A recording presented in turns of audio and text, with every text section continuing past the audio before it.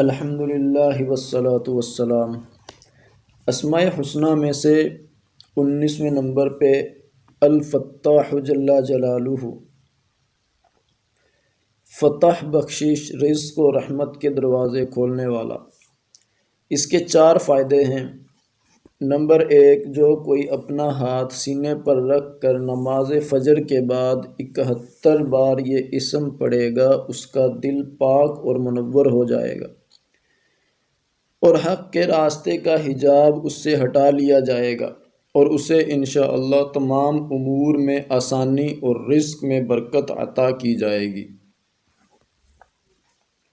Number 2، اگر کند ذہن چینی کی رکابی پر اس کو لکھ کر زبان سے چاٹے ذہین ہو جائے گا۔ نمبر 3، جو اسے 7 بار پڑھے گا دل کی تاریکی جاتی رہے گی، یعنی دل کا اندھیرا جاتا رہے گا۔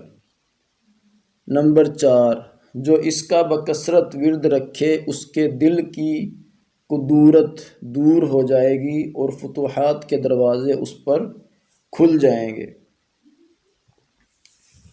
اللہ تعالی عمل کی توفیق نصیب فرمائے۔